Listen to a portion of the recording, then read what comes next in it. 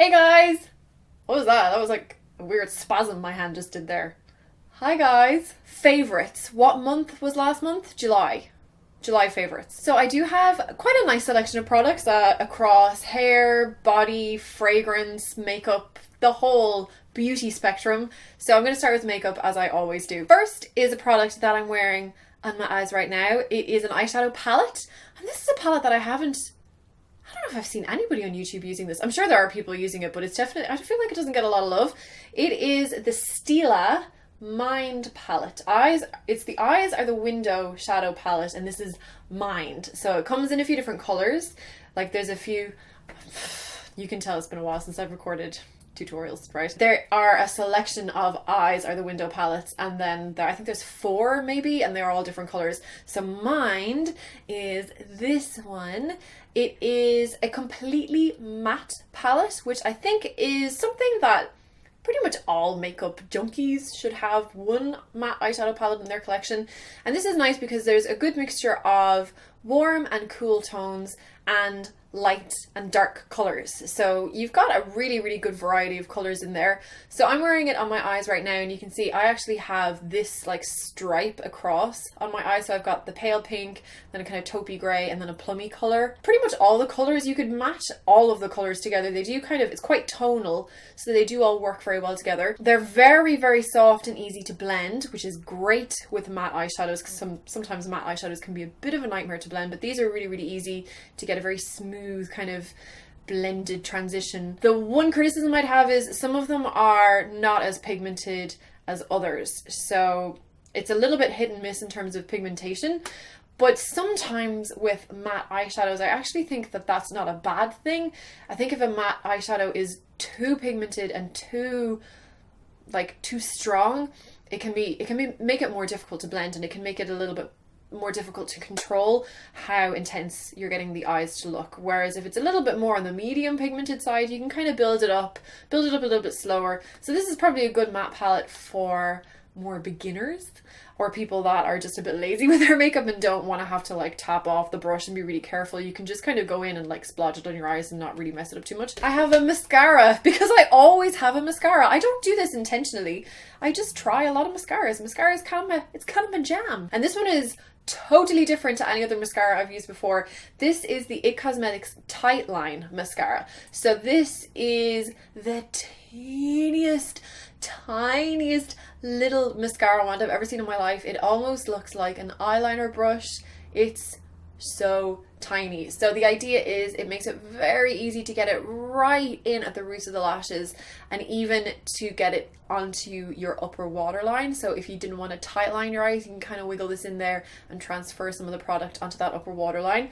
So this is fantastic if you've got very fair blondie kind of eyelashes like I do, where sometimes if you use a normal mascara, you have like a little gap where the wand is too big, then you can't get right into the roots of the lashes.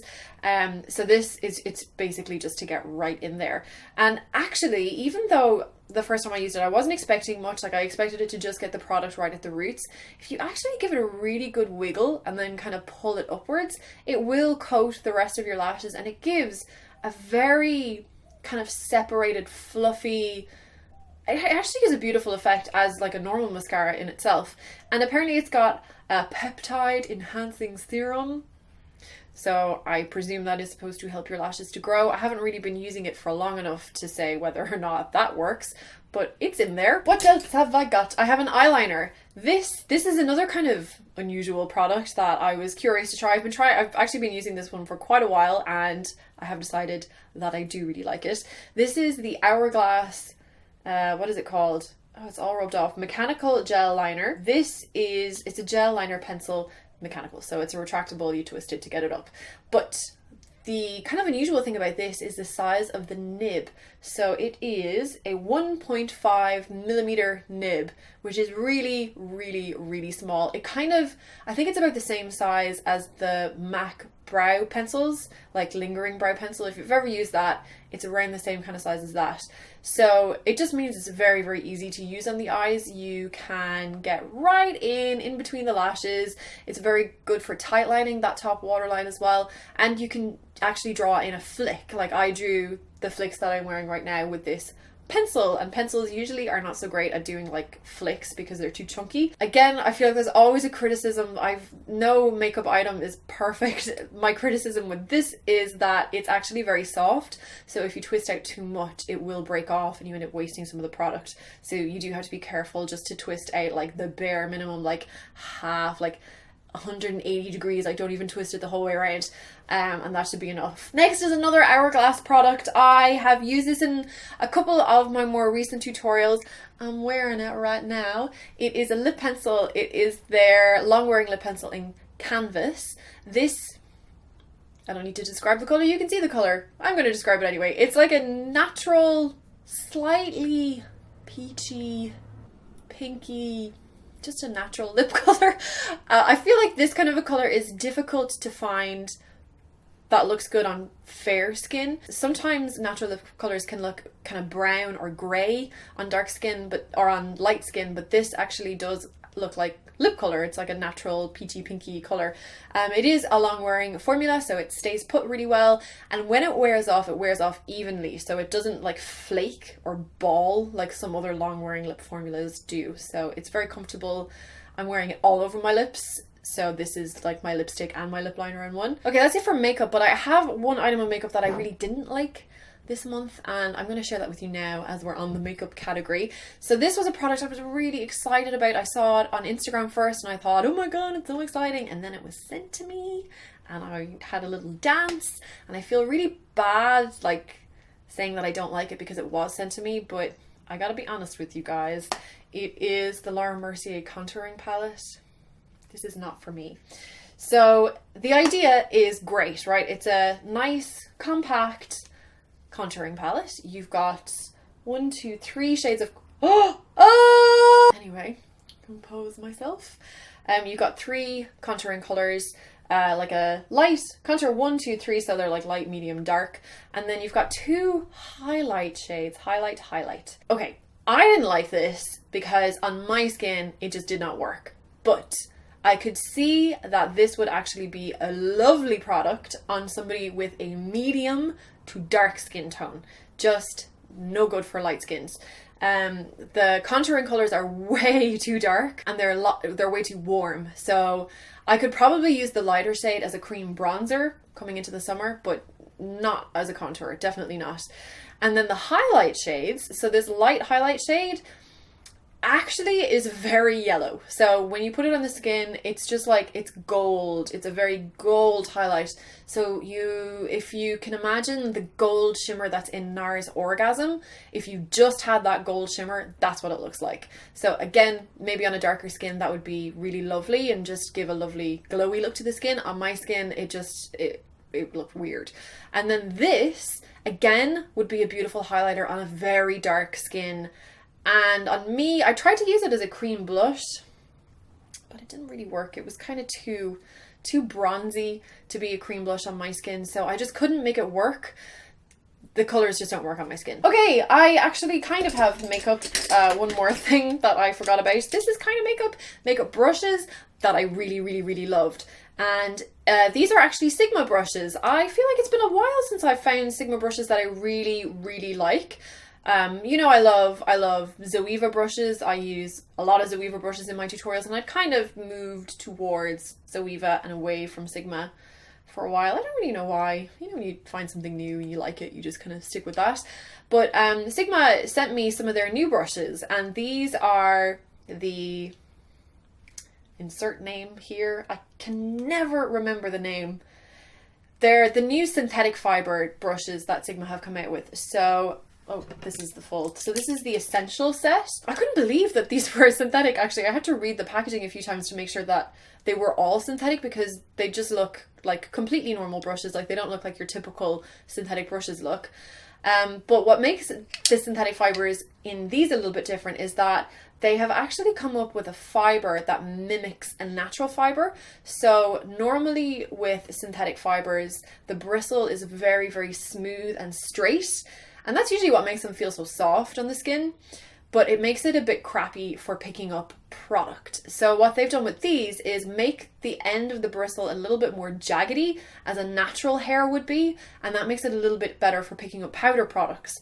So that's why I think traditionally synthetic brushes have been seen as better for cream products, because they don't pick up so much of the product, and you know, they're just not the best with powders. Whereas these feel totally identical to natural bristles, but they're actually a little bit softer, but they act exactly the same way, and they pick up powders exactly the same way. Obviously you've got the cruelty-free element there because they're synthetic. So all around, major thumbs up from me, Sigma. And the brushes themselves, this brush is the closest dupe that I have ever come across to my beloved MAC 138. Here's my MAC 138, here's the Sigma one. So obviously this one is new, so that's why it looks a little bit more tapered, but like they are almost identical. I think this is actually softer and this is a hell of a lot cheaper than my MAC one. That MAC brush is about, I think that's close to 100 Australian dollars actually, that brush. It's one of their most expensive ones. So this, amazing. And then this one is also a new favorite. This is the Soft Blend Concealer. This is a great alternative to the Inglot 4SS brush that I like to use for powder and for highlight, and this obviously works very well for concealer as well, it being synthetic. It's a little bit stiffer than the 4SS, so it kind of pushes cream product around a little bit better, but it's still the perfect kind of shape and size for, you know, using highlighter and powder in certain areas. And then you've got like, you know, eyeshadow brushes, eyeliner brush, cheek brush. They're all super soft, and yeah, really, really like them. Oh my god, I am talking so much. Okay, blah. Next, I have got a shower product. This, you can tell how much I love this because there's not very much left. This is the BodyShop White Musk Sumptuous Silk Shower Gel. It is just, this is nostalgia in a bottle for me. When I was in school, I think the first ever fragrance I ever had was White Musk by the Body Shop, and I felt like such a grown-up because I had my own perfume that wasn't like impulse body spray. It was actual perfume in a glass bottle. Perfume. And I haven't smelled it for years, and I got this and I smelled it, and oh my god, it's just like I'm literally 16 years old again when I smell this.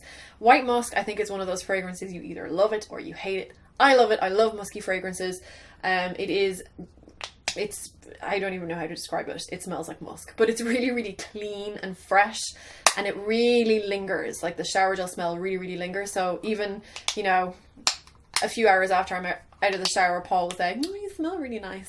And it's the shower gel. So yeah, I just really, really like it. In my quest, my never-ending quest for big Texas beauty queen hair, I have tried a lot of volumizing products, and I am still actually in the process of trying a lot of volumizing products. And a category of product that I have come around to actually really enjoy is mousse. And one that I'm really, really liking right now is one by LABELM. This is their volume foam. So this adds body to fine and medium hair types. Now this is weird because it's actually not really a mousse. It comes with a pump top like this rather than like your stereotypical like foam applicator like a normal mousse comes with. So you only get a little bit of product at a time. I'm actually gonna see if I can decant some out for you to see.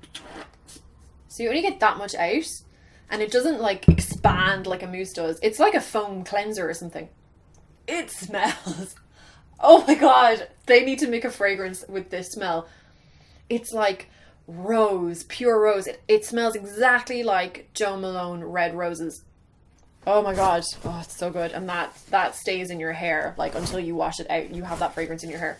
Anyway, it acts pretty much like a mousse. So you put it through the roots, and you can put it through the lengths of your hair too. I usually just put it kind of this top section of my hair. I'll just like apply it into the roots and then use a brush to brush it out, so it kind of like gets distributed a little bit further down the lengths of my hair. And then I blow dry my hair all different directions. So I'll like blow dry it up this way, and then blow dry it over this way, and then front to front, and then front to back. So I'm trying to like get as much like movement and body in my hair as possible. And then once it's completely dry, then I kind of flip it into whatever part I want.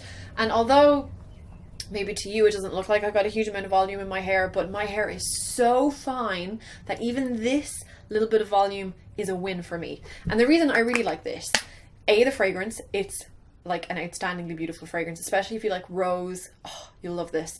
But it's also, it feels very light in your hair. It's not a heavy duty mousse and it doesn't feel sticky. So by comparison, I have also been using the BUMBLE thickening mousse. Now this is also fantastic. I'll probably talk about this maybe in a different video. But this is like you can really feel this in your hair. Like I wouldn't wear this every day. I would reserve this for kind of special occasions because it's so heavy duty. Whereas this is light enough that, you know, I don't feel like my hair feels gunky or dirty or like I've got to build up a product in there. So it's definitely light enough to use every day.